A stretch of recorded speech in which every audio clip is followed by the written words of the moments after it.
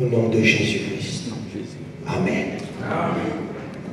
Lisons la lecture de 1 Corinthiens, le chapitre 1, le verset 30, qui va nous donner le sujet de ce matin. 1 Corinthiens, chapitre 1, le verset 30.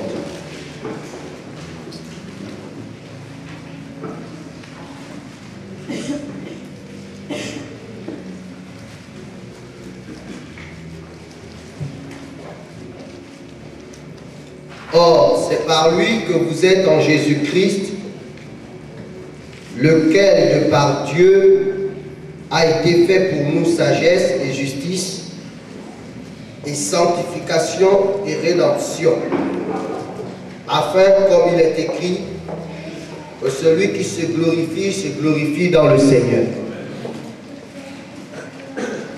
Or, c'est par lui, verset 30, donc, c'est par lui que vous êtes en Jésus-Christ. C'est-à-dire, c'est par Dieu que nous sommes en Jésus-Christ. Lequel, donc Jésus-Christ, de par Dieu, a été fait pour nous sagesse et justice et sanctification et rédemption. Nous allons parler ce matin de la rédemption. Qu'est-ce que c'est que la rédemption? La Bible nous dit que Jésus-Christ a été fait par Dieu rédemption pour nous. Qu'est-ce que c'est que la rédemption? Lorsqu'on parle de rédemption, ça sous-entend rachat. Et vous devez savoir que chez les Juifs, lorsque il y avait un maître et un esclave, et que l'on voulait libérer l'esclave, il fallait racheter sa liberté au paiement d'une rançon. Si ton animal avait blessé, mordu, causé du dommage dans la vie de quelqu'un, il fallait payer une rançon. Est-ce que vous comprenez? Donc, lorsqu'on parle de rédemption, on entend par rédemption le rachat. Le rachat de ta liberté par rapport à un maître. Et voyez-vous, Romains chapitre 7, le verset 14 déclare: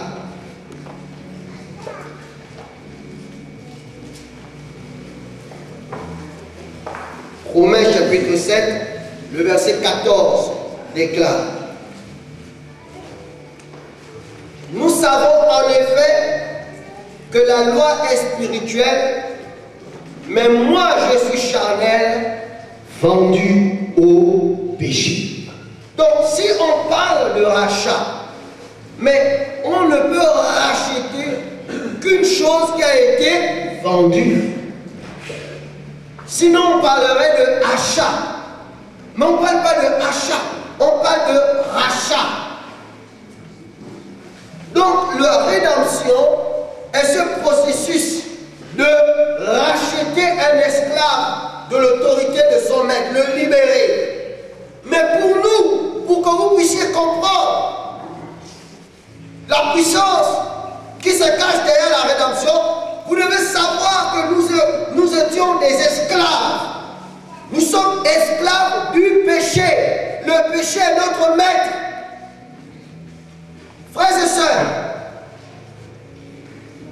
ce n'est pas l'évangile du miracle, de la guérison, de la délivrance, ou même du baptême du Saint-Esprit qui fait la différence entre la foi chrétienne et les autres religions. Je remarquais que je pèse mes mots, je ne dis pas la religion chrétienne, mais je parle de la foi chrétienne. Amen. Parce qu'en Christ n'est pas venu apporter une religion, il est venu apporter un mode de vie, une transformation. Et pour ceux, frères et sœurs, la rédemption, c'est ce qui fait la différence, c'est ce qui fait le fondement même de la foi chrétienne. Pourquoi devrais-je croire en Christ? plutôt que de croire à Bouddha, ou à Mahomet, ou à Krishna, ou à n'importe quel autre prophète. Pourquoi? Même en Afrique, le marabout est capable de guérir comme Jésus guérit. Le marabout est capable de faire un fétiche pour que tu te maries comme Jésus. Le marabout est capable de faire des choses pour que tu aies une maison. Alors pourquoi vivrais-je en Christ? Qu'est-ce que Jésus m'apporte de différent? Pourquoi? Le marabout aussi est capable de te rendre riche. Combien de ministres ont confessé qu'ils étaient dans les fétiches? Ils ont payé vraiment des marabouts pour garder leur pouvoir. Combien? Combien?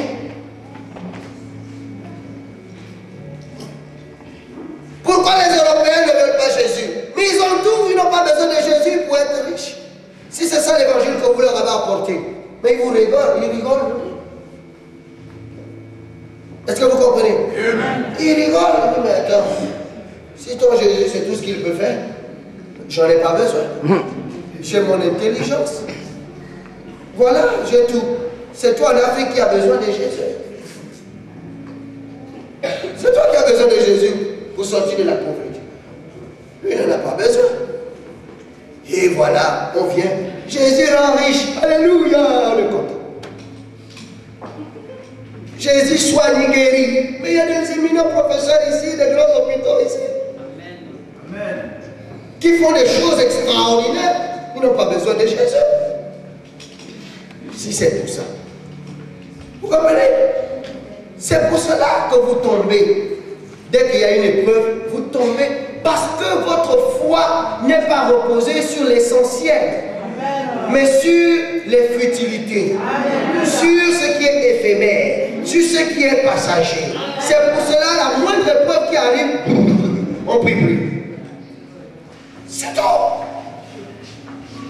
Parce que votre espérance n'est pas basée sur le fondement même du christianisme. Et le fondement du christianisme, c'est la rédemption. Aucune religion ne peut vous parler de la rédemption.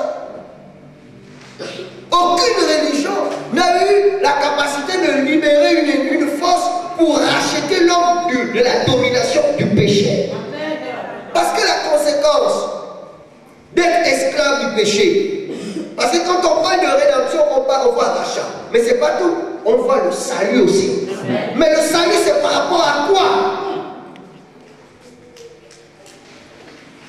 Romains chapitre 6. Romains chapitre 6, le verset 23. Vous êtes juste à côté. Romains chapitre 6, le verset 23. Car le salaire du péché, c'est la mort. Donc, le maître que nous avions nous conduisait lentement mais sûrement vers la mort. Mais la rédemption, en nous délivrant de l'autorité du péché. Oui, quand tu as un maître, le maître te donne aussi un salaire. Et lui, le salaire qu'il te donnait, c'était la mort. Mais la rédemption nous a racheté du pouvoir du péché. Aucune religion n'a libéré cette capacité de délivrer l'homme de la condamnation. Aucun ne parle du salut. Aucune religion ne vous promet le salut. Aucune religion. Mais la vie en Jésus-Christ. Le salaire du péché, c'est la mort. Mais le don gratuit de Dieu en Jésus, c'est la vie.